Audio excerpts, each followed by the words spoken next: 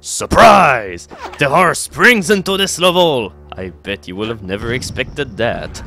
Because obviously the name of this level didn't give it away at all, but... And I gotta say, this is probably the best opening for a level ever. With the whole choreography of dancing jerks and all of this. It's so great that... It's so great that, well, I suck apparently. Because, yeah, the game even has the nerve to trash talk you, and... yeah, that's another one of these little quirky details that this game has. This level is just a big happy moment that is just...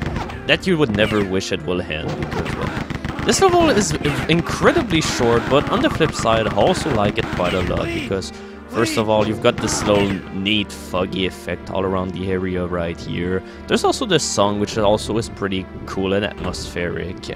And finally, you've got a secret here that won't budge, and you have to figure out how to open it. But yeah, this song actually is the most used song, I think, out of the entire game. It's called Mistake, and look.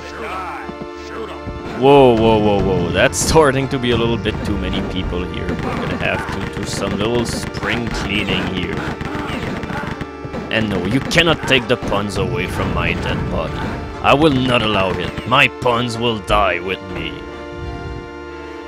But hey, I figure that the commentary here in this level has been pretty much a change of pace from the past few videos where it was really too monotone and I was like, oh, hey, welcome to Rise of the Triad. Okay, maybe it wasn't that bad, but that's the impression that I got when I watched some of the latest videos. But yeah, anyway, this song here, I'd say it's pretty much different from the rest of the game, if only because, well, this is really the most ambient song into the entire game, and yeah. I'd say that the only problem that comes with it is that it becomes quite hard to hear because the MIDI track volumes into all of the song and all of this are set at such a low volume that it can be kind of hard to hear the song properly, and also this place is never ending of jerks. Whenever you think you've killed them all, there's always one or two which are going to spring away in order to surprise you. And yeah, I'm gonna make it my mission to say the word spring surprise as much as possible. So let's begin right now. Spring surprise, spring surprise, spring surprise, spring surprise, surprise spring, spring surprise, spring. Okay, so I think I'm set for the rest of this update. From now on, you won't hear the word spring surprise again. Oh fuck! But yeah, you can still flip this switch even though it was blocked off by the spin blade. Even though you're really high or low from the switches, you can still flip them. Although there's one exception, and those are the switches that you find into those little pedestals that are suspended into the air. Those switches, you actually need to be at the right not the right volume, but the right height in order to be able to flip them. How will you be the same volume than a switch anyway? I don't know. I think your character will have to be really thin in order to do that.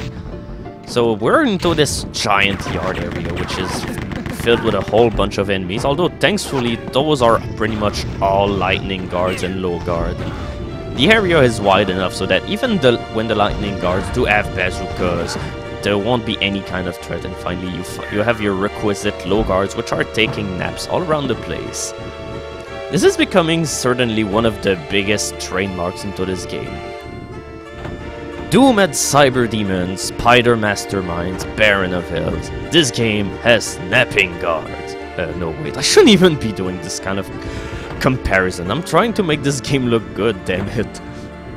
But what is nice about this area though is that you don't even need to do this puzzle the way it's intended, because you don't even need to follow the sequence, because you can just use the springboards and go into those enclosed area, because there are columns that you can push out of the way in order to escape, so yeah, you can cut your work short.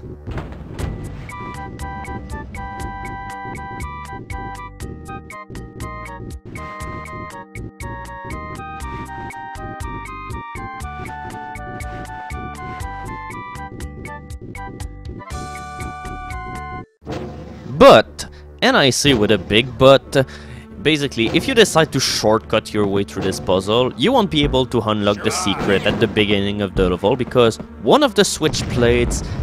oh my god.